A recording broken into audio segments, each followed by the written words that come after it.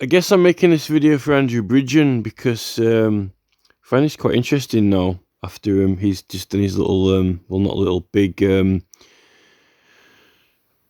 letter to the police force. So we Dr. Brodie Waddle and his team have translated all the petitions, not all of them, but a lot of them, so we can read them all, because otherwise they're not easy to read in handwriting that's quite old, which is why they're usually not fit to be received if you can't read them. People didn't know how to write their name and stuff. So Dr. Brodie Waddle agreed with me that he believes that the majority of the House of Commons petitions were destroyed in the fire of Parliament in the early 1800s. Early 1900s, is it even? So there were some more petitions for Parliament, but they did get destroyed in the fire. They got burned in the fire. And there were the odd ones in the other archives that were addressed to the Commons, but they got sent here or there or wherever. Ended up. So there's a few to the House of Commons mixed in with them. But so now this is the thing, right? The timing for that, the timing for it, right, is ridiculous, because we've got, you see, so we had the old Civil War, and then you've got, Oliver Cromwell coming in and the royals are getting ousted out, but then the royals get back in, and then we've got the Glorious Revolution, and then we get the 1688 Bill of Rights, right to petition, immunity, after a lot of disputes over petitioning. I think they were working on a model of some sort of privilege and immunity anyway, to do with juries and justices and people appointed to uphold the law, or if you're doing something in pursuit of the law. But when people annoyed the king and so forth, the king was bringing prosecutions against people, even judges or priests if they didn't like their religion, or citizens if they do something or bring a case or whatever. So people were getting prosecuted. They didn't have like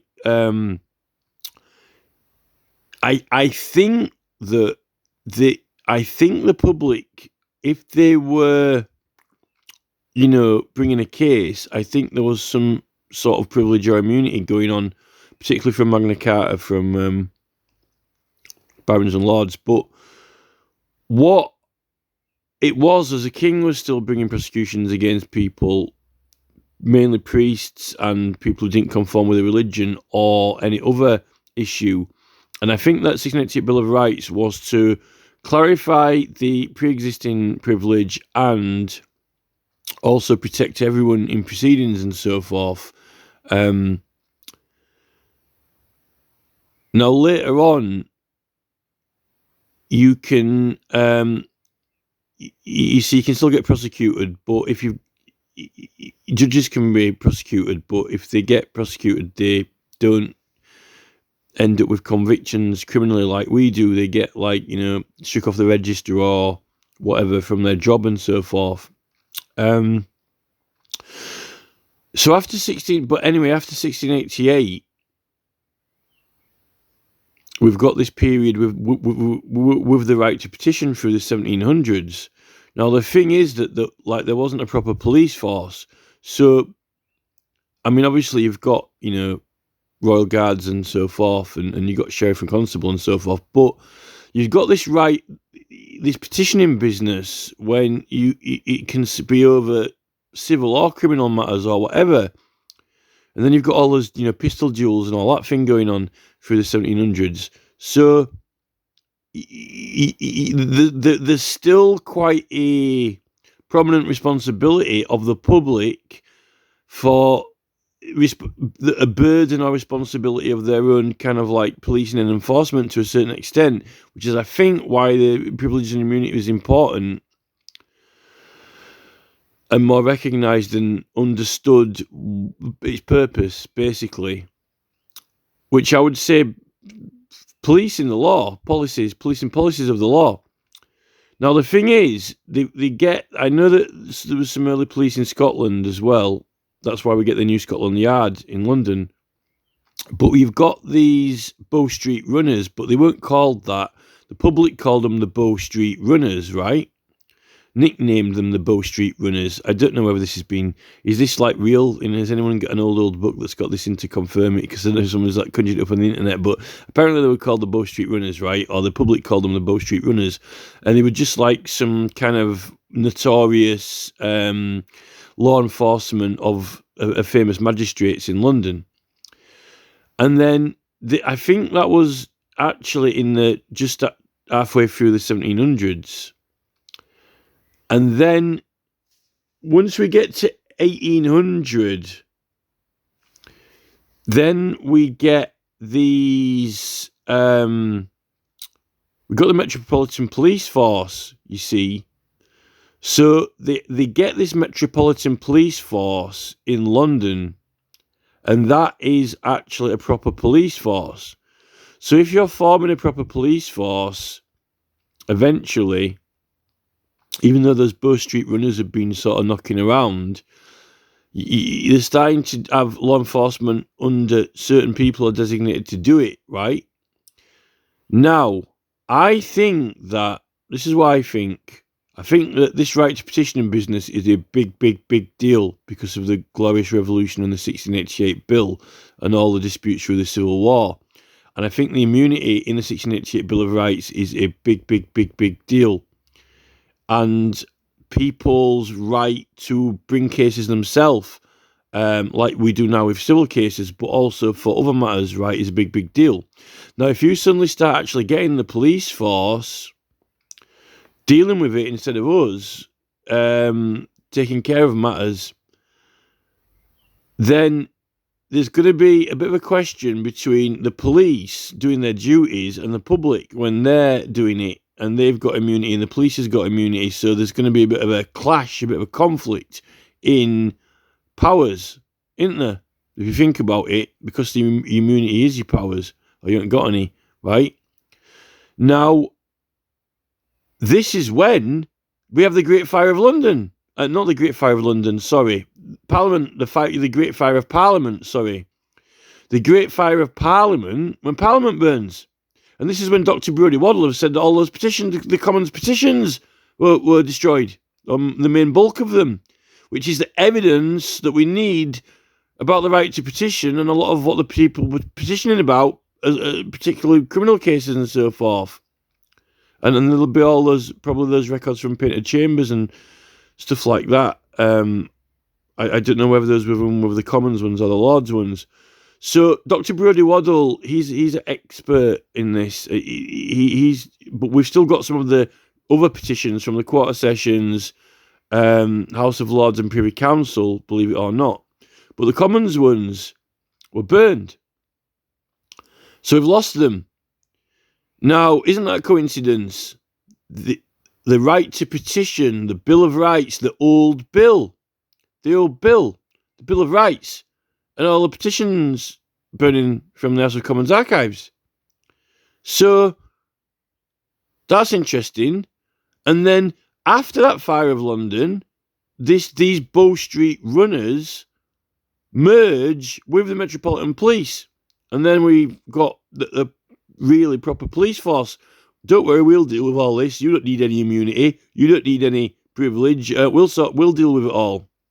Now, of all the plots to blow up Parliament, of all the Guy Fawkes, of all the gunpowder plots and everything when they were caught, captured, and the rest of it, what a stupid and ridiculous time for Parliament to burn down after they've formed the Metropolitan Police Force. When they've already got a police force. Now, unless someone really didn't like the police and got annoyed with it, but why would the public, if they got a right to petition, sacrifice all the petition archives? Now, I think that this is a significant flashpoint. So I was interested who was the king at the time. I wanted to have a look at him and see what he looked like, see what if he looked like a sketchy guy, like, you know, Prince Andrew or something like that. So I'm looking at these there's some paintings of him. There's quite a lot of paintings of him. They're quite very, very well painted paintings of him. He's got somewhere he's kind of dressed in a bit more of a 1700s style, like in the Highlander, and then there is somewhere he's clearly gone over into the 1800s. You know, although you know that's like Victorian time, really, isn't it? 1800s. You got your westerns, cowboys. So his dress style, his attire is a little bit of a bridge of a gap. I don't really know much about this king. I don't know anything about him, so I'm looking at it now. But his dress style kind of bridges a bit of a gap between the 17 and 1800s. Although that's when there was a lot of, I think when they were all on the heroin and Sherlock Holmes and all that, and you know all the cocaine and stuff I think that was towards the end of the 1800s a little bit. I think that was mainly just coming in 1900, wasn't it? But you've got all that as well, you know. There's all that going on, you know, when all the drugs were legal. So let's not forget that. So, so this guy, yeah, I mean, check him out. So apparently, it says that he spent a lot of his time at sea. This king, he spent a lot of time at sea. Now, I'm not an expert on him because I haven't read anything about him, so I'm just going by what I find now. But this is my first impression anyway. It's interesting that he spent a lot of his time at sea, so he's a waterman, right? And I know, don't say that, oh yeah, well, the Thames is next to Parliament, so there's always water next to it, but he spent a lot of time at sea. He was a waterman. And interesting that he's the king when Parliament sets on fire. It's quite the opposite of water is fire, isn't it? So I was thinking, is this a type of man who would, not like the right to petition and want to burn it?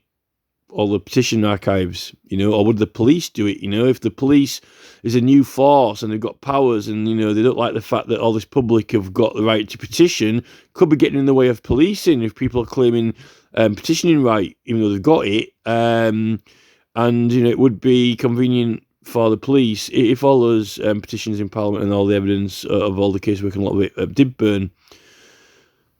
Now, once I found these paintings now, I thought, well, I've done art history. Like I've actually studied art history. I passed it, so I'm sort of like I know about looking at these paintings and so forth. And these type of paintings, these monarch paintings, I'm not an expert on them. Like I'm not an expert on heraldry, but they've all got these certain postures. We did a little bit more of the academic ones when, you know, you've got like the, you know, people where they've got in these paintings, they usually have objects and items which are very powerful and they represent the totality of the knowledge of mankind, globes and knowledge of the planet and, you know, like telescopes, you know, all the gadgets and the devices that they have like on the table and so forth. It symbolises basically the sort of pinnacle of man, you know, and his intellectual prowess and his conquests and victories and all this. Some of the paintings have got like hidden things in them, like if you tilt the painting to the side, like, and look at it like at a very kind of like flat angle, like you can see skulls and all types of things like that. Some of them, depending on who the artist is. This one looks to have a kind of like in the parting of the drape at the bottom, it looks to have possibly kind of even like a feathered hat or something. But anyway, so on this one, so I noticed in this picture, I want to just do this one first because I didn't find this one first. This is the one that I've just got to last out of them. I notice in this one, he looks very, very much like a police officer, doesn't he? Look, the clothing that he's wearing, this is very much like almost like the prototype or the early kind of like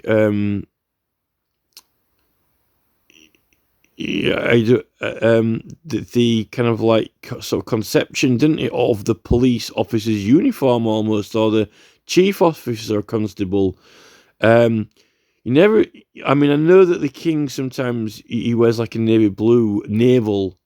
I mean, you might say, well, that's naval, but he's got something about it that's not just naval.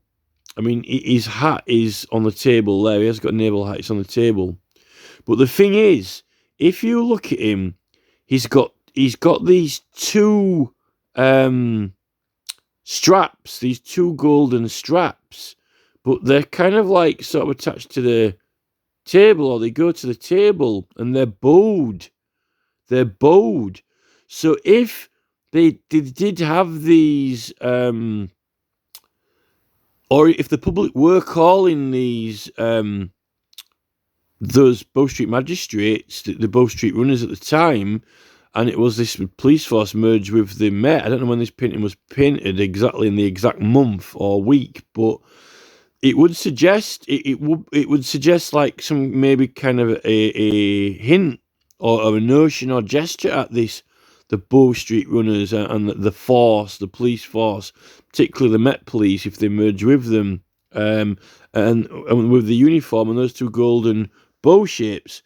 And in his right hand, he's actually holding a white sheet. Now, that could very well be a bill, couldn't it? I mean, you could interpret that as a bill, you know, like you know, for the Bill of Rights, like a bills or petition or a bill. So this particular painting is interesting. So I thought we'd look at some of the other ones. This one is very Napoleonic. This one. In this one, there's a cannon and a flag folded, and he's got his hat off again. Looks quite athletic in this.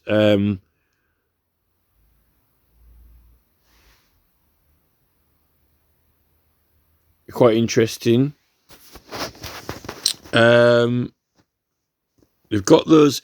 I wonder if that's, you know, that kind of like silver star thing that is on his chest. I wonder if that's where they ended up getting that police badge from. Wouldn't it be interesting if that's where the police badge came from? And an actual will have like a badge, because you normally wear a badge in America. You know, like in Dukes of Hazzard, when it's like, you know, Boss Hogg and Roscoe B. Coltrane.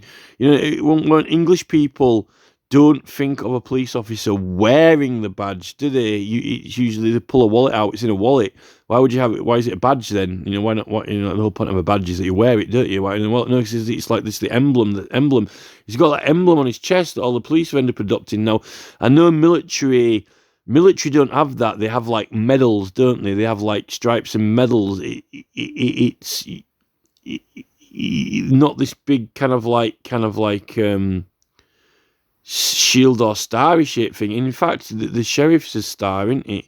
In America, you always think of the sheriff's star, although they're very, very different shapes. So there's something I'm picking up some kind of like some sort of themes from these. Now, again, really, I don't know how good the artists are in these, but he's got a very, very Prince Andrew-y kind of vibe to him, this guy. That's not the most complimenting painting, is it? Again, he's got this kind of police badge. You see, the police badge is usually identified as the shield, because it's to protect you. Protection. A shield is for protection, and the police officer has it enable him to do his job. Although his emblem is not the sword, it's meant to be Lady Justice that has the sword, but held out in balance, you know, and it's sort of like a bit Libre, like the Wayne Skills, isn't it? But it's meant to be the prosecutor who has the sword. The police officer doesn't have an emblem of a sword, although in America they have a gun, but traditionally it's the prosecutor. The police has the shield, in order to collect the evidence and not be held liable and so forth. Although really the police officer uses a sword more than, but he doesn't put the prosecution through, because obviously you're only guilty when you're convicted. But these are stars. They're not a shield, they're a star. Now a star usually symbolises the sun, doesn't it? Like a burning star or sun. A star definitely is like stars, and the sun is a star. Which is interesting because I don't really think of these badges. You don't really think of it with the modern monarchy at all, not even in the Navy or the Royal Air Force. So that's interesting because it's not necessarily a sword, but you think of star and the sun burns and fire, don't you? Stars burn. The sun burned, the sun is on fire. So when I'm thinking of Parliament on fire, that's interesting. That's like, I'm just throwing a few. This is like, we're doing art history now. It's like an actual subject. It's all, up for, you debate, you discuss it, don't you? You explore. Although those trousers are quite plain compared to his others.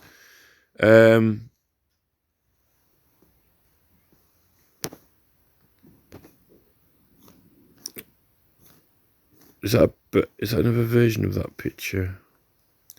He doesn't look very happy on that one.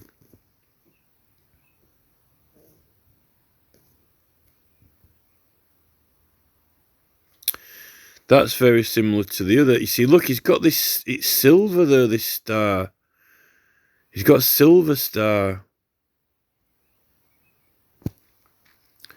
It's making me think, for some reason, that silver star is making me think of that bed, that headboard. In Die Another Day when he's with that Jinx and then they get in bed and he's got like a weird, strange kind of silver sun headboard just before they go into that clinic. It's making me think of that silver star thing for some reason. It's got his fancy.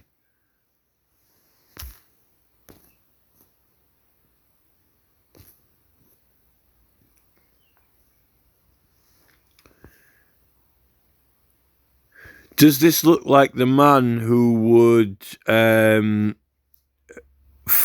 be somehow connected and responsible through the magistrates and the whole system, which, seeing that he is the king after all, of forming these police forces and giving powers to them and not really wanting the public to have them, and like something might happen to Parliament, like it even burned down, because it's such a big issue when you're going to form police forces and they're going to take over law enforcement. You're going to have a big clash and conflict with the public if they've got political rights and want to use them, particularly immunity. That is a coincidence of timing, if there ever was one. This is not something that is well discussed or known about in history, or like the Civil War. Or actually the Bill of Rights being made, or even the Glorious Revolution. People know about the fire, but they don't normally think of, that's the date the bills got burned, and that's around the time the bill was formed. The old bill. What happened to the old bill? And the Starman, there's a starman waiting in the sky. We know he's called Keir Starmer, and he wears his star, we know why. Whoa, let the children sing it. Bowie, Bow Street Runners. Bowie, there's a starman waiting in the sky. Bowie, can you believe that? What are the chances of that? That's interesting.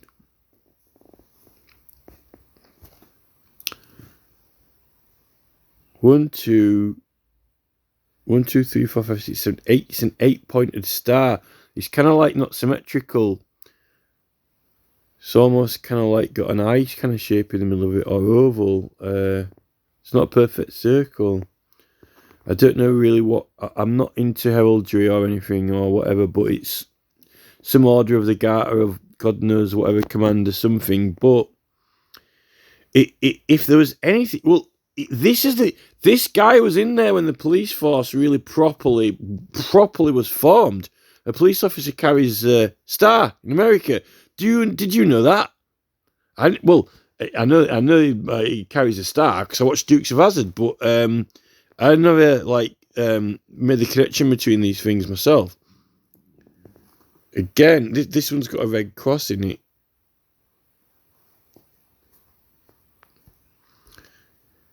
Could this guy even be the early conception of the police officer? Does he look like the guy who'd arranged for Parliament to be set on fire by his Bow Street Runners or Metropolitan Police in order to kind of take our... But the thing is, 17, 18, 19, like 1900... all through the 1800s, 1920s, 30s, 40s, 50s. You see, people know... We've got these election petition rules. We've got the Tumultuous Petitioning Act. And then we've got other laws with certain privileges and certificates of indemnity when you got corrupting practices and giving evidence and so forth. It's all dancing around this whole thing. But the only thing is, the public don't bring criminal cases. They bring civil cases, But you need to collect evidence for civil cases. You don't usually go kicking doors down for it, though. But you do need evidence for civil cases. But you usually get the court to issue a document, and then people have to comply with it.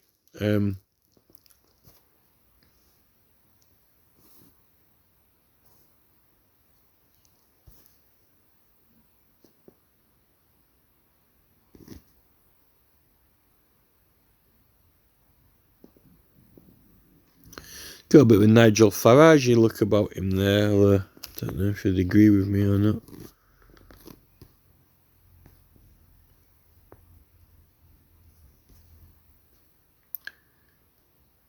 Definitely got a Prince Andrew vibe to him.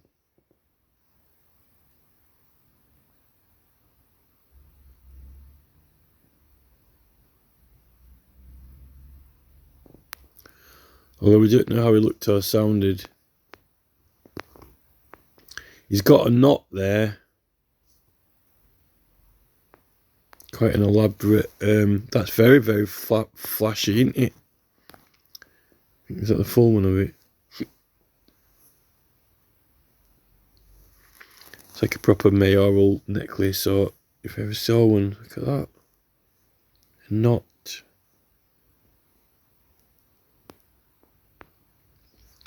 Oh, it's a big bow, isn't it? You got this big bow. It's like the big chain that's all... Well, I know they're always... That's always like a big bow, but I don't think that's probably... You probably will say so what.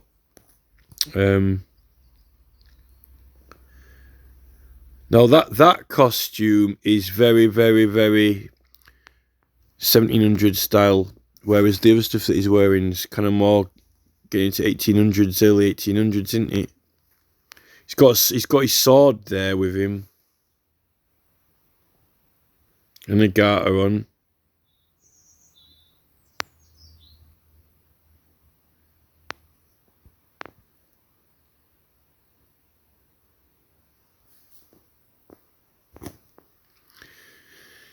He's got quite nice embroidery on the cloak as well. Down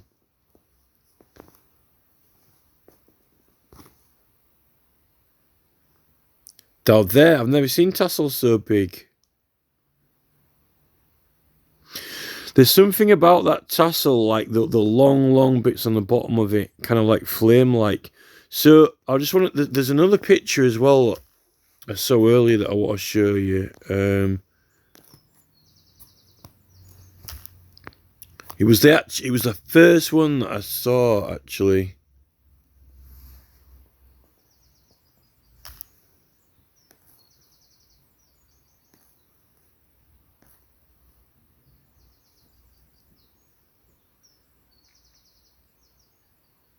This big blue arrow bow. It's like, again, a big bow, isn't it? big Bow Street Runners. The bow of a ship, sailor, bow of a ship, Bow Street Runners. And again, he's got that silver one there. But I think we're getting into some of these things symbolise things like what Howard Crowhurst was talking about, that the special measurements, that special angle for that you end up drawing Stonehenge and for the pyramids and so forth. But some of these things are special knowledge that is only known by either the royal family or scientists and particular people who have had a certain education. Only they know about these certain things. And this is because we didn't go to school, did we? We didn't have public education at one point. We weren't educated. They were the educated ones.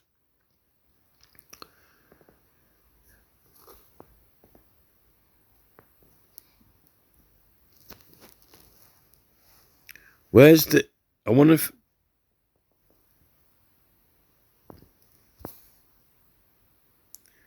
If that's him, he's looking quite... Oh no, I think that's someone else. That's wrong. We're gone off now.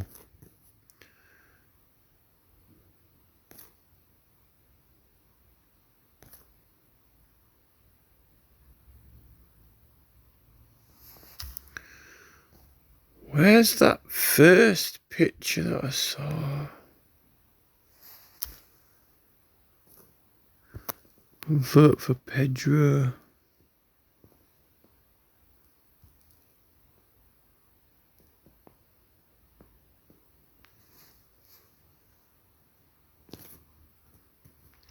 Oh, here it is.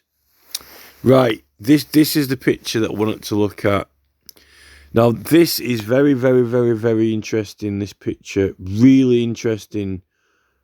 This is like definitely more of the 1800s rather than 1700s style. It's got... looks very police officer-like to me. But what I noticed in this picture, he's got all this kind of like very, very, very elaborate sort of cloak. But it's very, very plain underneath. If you notice, like, his trousers and his jacket and everything is very, very plain. Very, very, like, police officer kind of looking, but with, like, this monarch's kind of... He's got the crown on the table and so forth. Now, the thing with this picture, if this is a legitimate painting of a time, this is the most interesting out of all of them. Because... He does look like, almost like he's the prototype for a police chief or officer, but yet a king, together in one. It's almost like, I know we see Charles, when he's dressed in his military thing, doing drilling or whatever, but this is... It's different. It's definitely got this... actual almost kind of police officery look on it. But what I spotted is this here. Now this is the reason why I even started recording this video. Look at that. On the corner of that table there's like this kind of like almost like a little like a toggle thing, right? And it looks like a fire spark. Almost like, if you're going to blow, like when you light gunpowder or when you light a cannon, it sparks. And then the spark goes along the wick, right? The fuse even, that's the word. So like the spark goes along the fuse or the wick. And also, if you remember, he's usually got a silver star on his chest, right? But he doesn't have... he's got it there. It's underneath. You can hardly see it there. He's got, like, the silver star underneath there. I'll have to read up on what it is. It'll probably tell us all about it. Yet, this is not silver... star. This is a most certainly like golden, fiery little thing. Just the type of thing that could set a fire off in Parliament. You know, particularly when there even was a gunpowder plot traditionally, you know, and even also for Great Fire of London. So I'm very, very interested in that fiery spark thing on the corner of there. Could almost set the table on fire. Now, it would have had me more convinced if he was holding in this painting, he happened to be holding that white, you know, that white bit of paper in his hand, like in the other one as well, that bill. That would have been interesting as well. He's got there's massive, huge toggles. See, Bow Street Runners, look at that. You see, if you think of the Blade, Bow Street Runners, you see many people were armed and had swords. So you know, when they were dueling, well, that's more 1700s dueling, but you know, but they've got that guard. The guard on the handle is like a bow.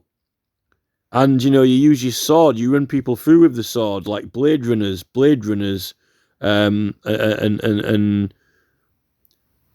the bow in the guard. I'm sure that this Bow Street Runners, I know the court was called Bow Street.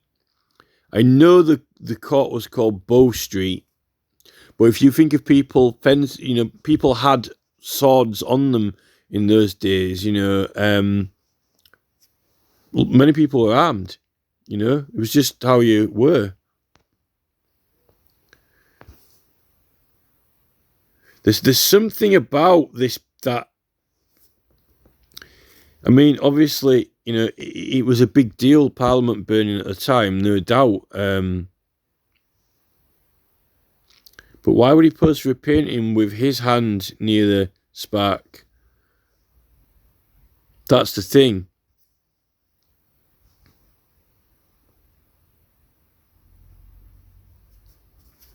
You know, the whole place had firebrands.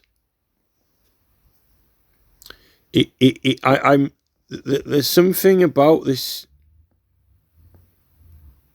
painting and that thing there on the table. But obviously it was a big deal at the time and it was a thing that happened. But, you know, don't not have himself in... If you want... You see, this is when we get to call, you know, the master criminal likes people to know of his work, you know. Lex Luthor, the greatest criminal mind of all time. No one would know... You know, these villains like people to know their genius, don't they? So that on that type of basis, you know, I'm like Sherlock Holmes looking for clues, isn't it? But that other painting holding the bit of paper, I know that there are other similar paintings, but so I think it's quite amazing. You know, I've looked at quite a lot of paintings, and I'm not a painting expert, but these particular, I mean, I've seen paintings of, you know, various kings of England before, but I have to admit, this particular monarch from that time, who I didn't really know much about, these paintings are quite something compared to other ones that I've seen of other kings of England. They are definitely quite something, unless he just happened to have a decent... he had a good artist.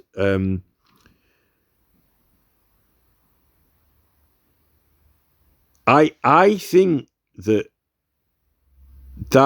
the Parliament burning down, I don't think it was an accident. And I don't know whether it was the police or the royals or royals instructing the new police force. But I think that those House of Commons petitions were likely quite valuable archives and history. And it is an issue if you invent a police force and they're going to be dealing with all the crime, then you've got an issue if you've got a lot of people who are engaging in it and wanting to do it, and they've got privileges, because you've got a bit of a kind of like sparring going on, you know, for sure. And then this whole thing with, our police end up with a badge. Why a badge? Why not like a feather in the hat, or I don't know, God knows it. Well, they have got some stripes on there. Oh, they've got those arrows, haven't they, on the arms? Sergeant, like Bow Street Bow. Because he had that in the other painting that I showed you. He had that thing, didn't he? That kind of right angle shape thing. I wonder if that's where the Sergeant Stripes ended up coming from.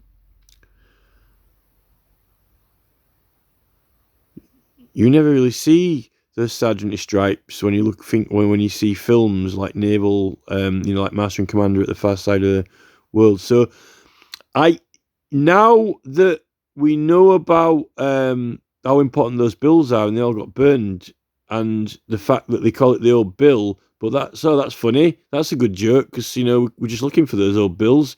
Anyone seen them? Oh yeah, like when they cooked up the police force, on there. It's what me kid probably back for breakfast. Oh look, there's Roscoe P. Coltrane's star for his chest as well. Oh look, there's a firebrand on the corner of the table. Look, it's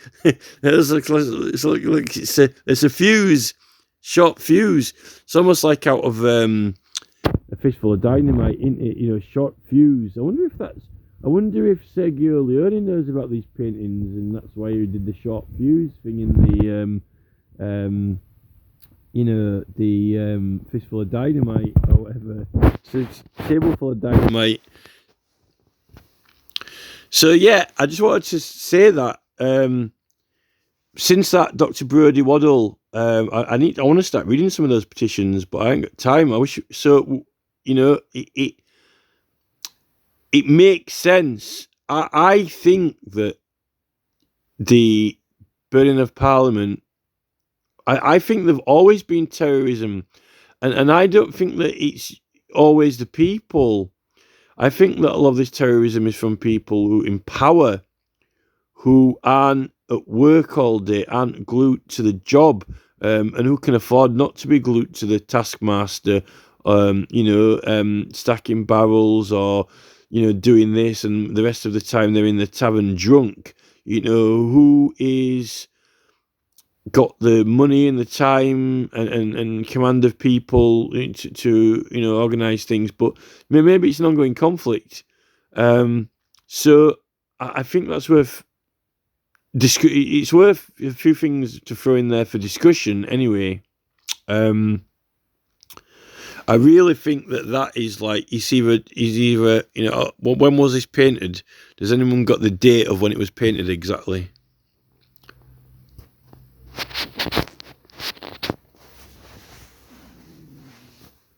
Because not everyone would see this painting, would they? Not everyone would actually get to see this painting.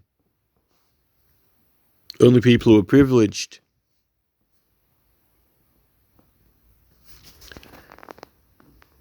Could it be that the Bow Street runners are the original BentCop.biz, and never mind that, like, burntparliament.biz, or where's my immunity gone? No, it went up in smoke. Oh, that old bill.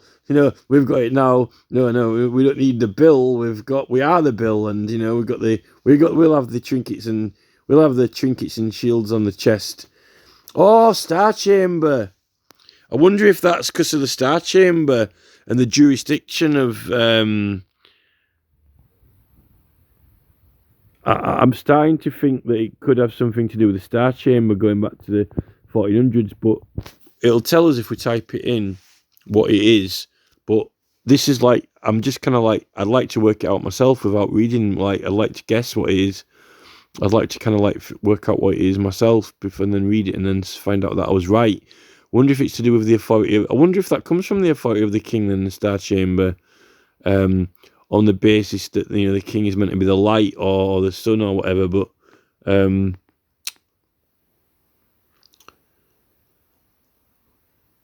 or even if he's not having a good day and it's like as cold as ice.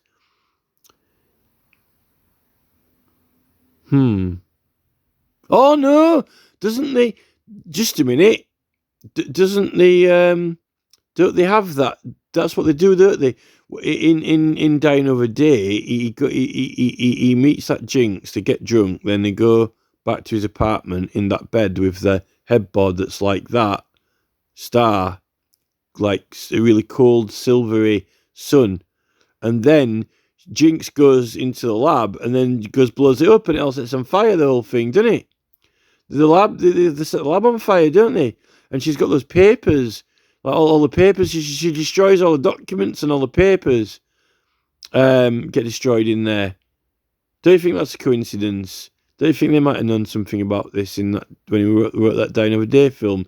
Got that silver headboard thing with all the lines on it, just like that star thing. And then they go blow that lab up and it all sets on fire and all the paperwork burns and the evidence and so forth. It's like Parliament, House of Commons documents blown up. I mean, surely Andrew Bridgen must have some kind of interest in this. You know, I know there's a hell of a lot of abstract, left-handed, this is definitely not fact, but we know for certain you would have a motive if those House of Commons petitions were important archives and evidence in connection with the right to petition, because those were all the petitions. Don't you think that around the time when you're actually forming proper police forces and you aren't keen on the public having the right to petition, even though they were famously given it, in 1688, although, at this time, into the early 1800s, and it was 200 years or whatever it is.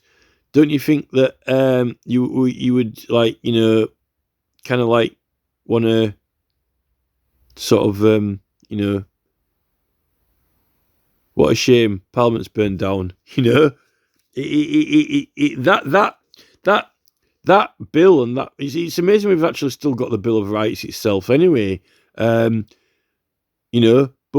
I'm not saying that they completely, totally pretended that it never existed, because you've got the legislation, but I don't think it was ever as clear and clarified. And not everyone knew the law back then.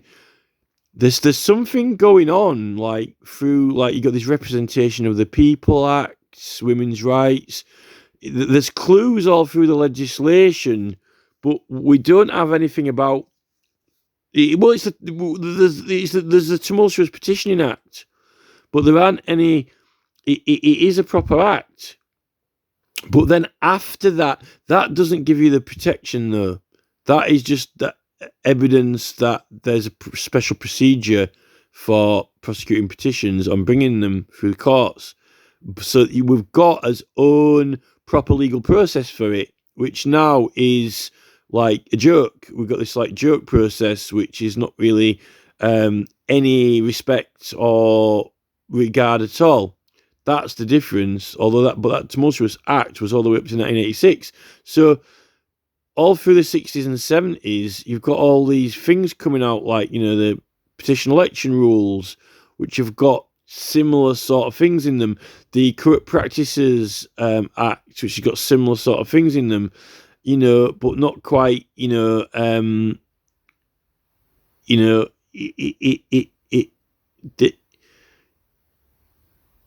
to see all the petitions, wouldn't you? To see what cases were people bringing and what type of things they would need immunity for if it existed, and if they were using it, and what sort of evidence were they bringing, what sort of cases were they bringing, criminal cases into the House of Commons, right? If you didn't want to bring criminal cases into the House of Commons anymore, because you got this police force, and it all brought through the courts, and then you don't want people to appeal it to the Commons. You want them to just deal with it in the courts, assizes or whatever. Well, that would be one thing. If you wanted to kind of dampen down people appealing to Parliament, particularly if the King's at sea all the time at water, he's not there, is he? But famously, John Pym did. People did petition about criminal matters to House of Commons. There's something. I'm wondering if there are some other acts that we still haven't found yet, besides the Tumultuous one, with procedure rules in or something. But all we've got is this model for it. There's the basis for it now, very, very prominently, and it's kind of like dealt with in civil proceedings, but it puts the criminal matters into civil proceedings, and then you've got all these things suddenly start appearing, all these special process and procedures and documents and blah blah blah. But now, if you open the criminal procedure rules and even type in the word indemnity, it's not in there, or even privilege. The word privilege doesn't appear in the criminal procedure rules either. I don't think the word petition does. But when you type in the civil procedure rules, the word privilege appears and indemnity, but in a different context to what it appears in the Corrupt Practices Act, which is, it's almost like in the Corrupt Practices Act, when this indemnity appears, the manner in which it is used and the reason and purpose for which it is used is extremely hot on the cross. And also the criminal, it's ironic that the word privilege does not appear in the criminal procedure rules, yet when you go onto the Crown Prosecution website, they've got all their own pages about this, assisting offenders and getting Attorney General, immunity for witnesses and so forth.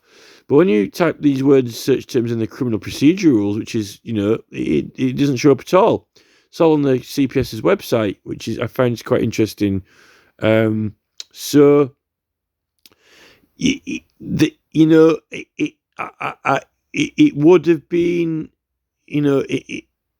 if 1970, 75, 60, all through the Beatles period, would be interesting to know what was happening with that tumultuous procedures and so forth, because they were acknowledging like that there was something different, but maybe there weren't.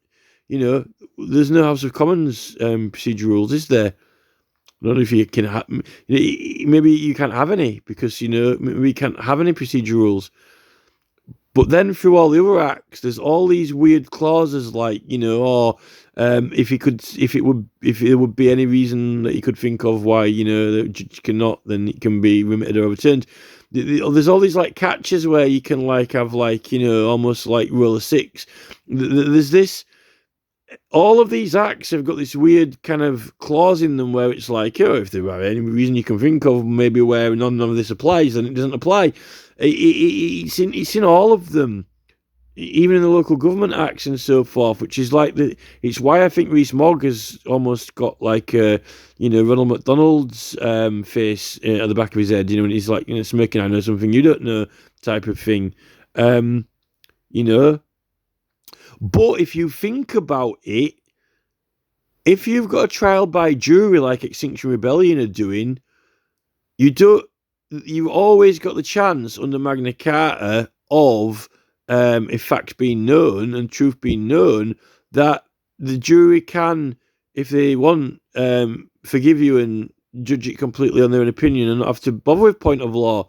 It's almost like that is as ironic and jokey clowny as the weird clauses they put in that say if there's anything that we don't know, then maybe there's something ha ha ha ho ho ho, like that, and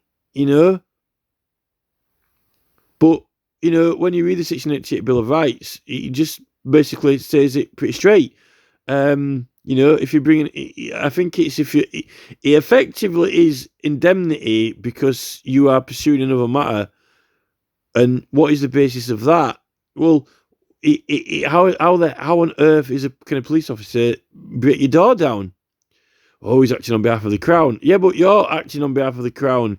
When you're pursuing someone on behalf of the law, because they broke the law, and that is why I think that this period, this fire of London, the old bill, the forming of the bill, what happened to the bills, I think that I think that there was some kind of spar between the public and the police, and some wrestle, and they ended up with the badge and the rights and the protection and then all the legislation, and we didn't, when traditionally we fought a long time for it. And Bow Street Runners, bent cops, quite ironic and poetic. And now we've got, when things don't go the cops' way, we've got all these terrorist things happening, like accidents in a car, crashing into kids' little playground set up outside of school, all these things. But we've had these terrorist events the whole way through. Even before this, there was the gunpowder plot, and then other things. I've just got a feeling that there's always been terrorism, but the public get blamed for it. But when have they ever got the money, resources, or equipment, or time, when they're just serfs, milking the land, or milking cows, or they haven't got the time for it. I think that it's I think that the elite, the establishment, are the terrorists, and Sunak will vehemently deny this, and so will Keir Starmer. But I believe it to be the truth, because who else is, all the public do is, complain and try and stand up to tyranny.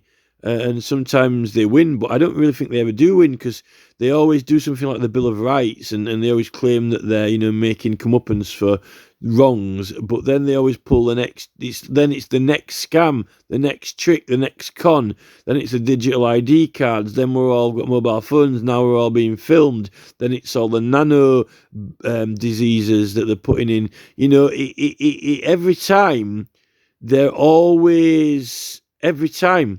And then, they'll say, oh, well done, you caught us out this time, we'll have to give you some new rights or whatever, sorry about that. But then they've already moved on to the next con, Cameron selling off Royal Mail or whatever he's doing, up to no good, Blair with his, ID cards and so forth, and now it's even worse with AI and all, God knows what they've got.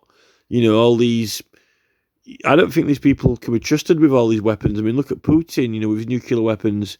Is it worth carrying on? It's such a rebellion, believe it is. Why bother? Why not just curl up and in a ball and or go, up, up to God knows where, Aviemore or something. Or most people don't even like England. They want to go to Benidorm.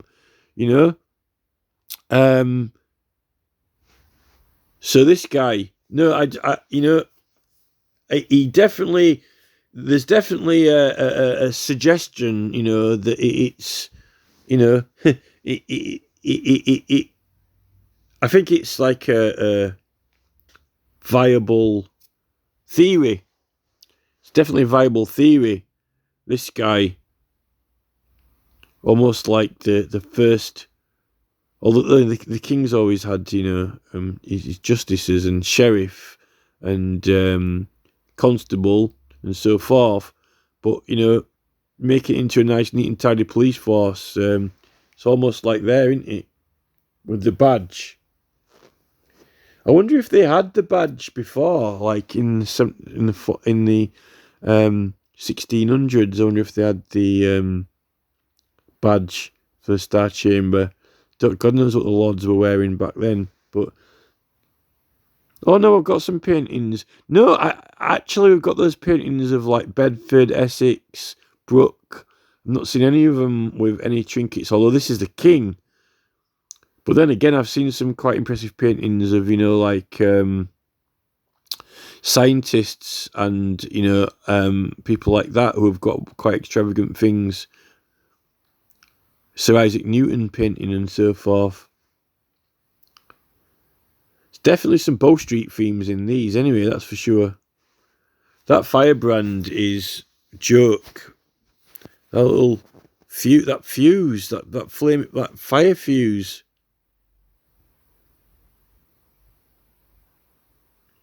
It's like there's a king, the crown, the king, and now we're doing subjective artistry assessment of the picture. So right, of the subjects. Now we're looking into and thinking of the subjects.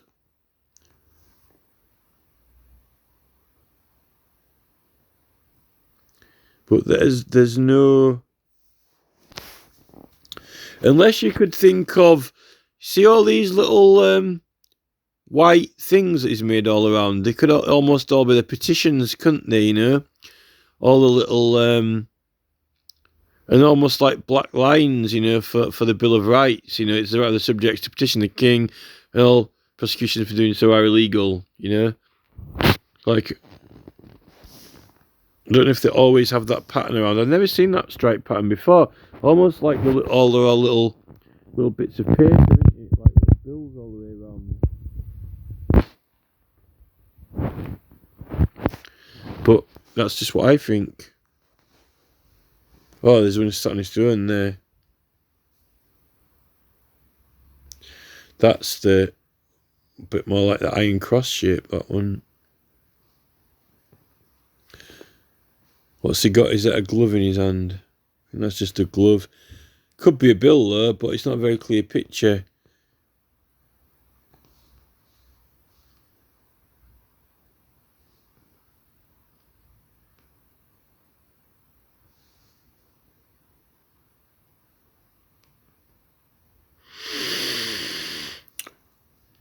Oh, he's got. Doesn't the it hangs behind the speaker's chair, doesn't it? You know, the bag, the petition bag, hangs behind the speaker's chair, doesn't it?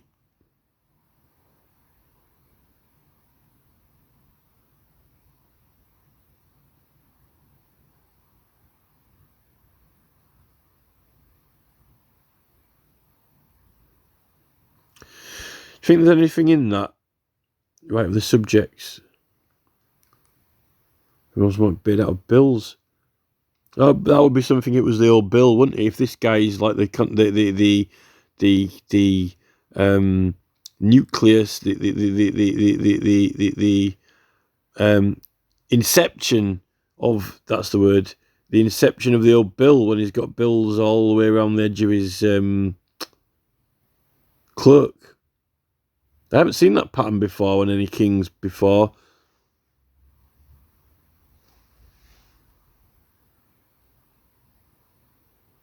There's something to think about anyway.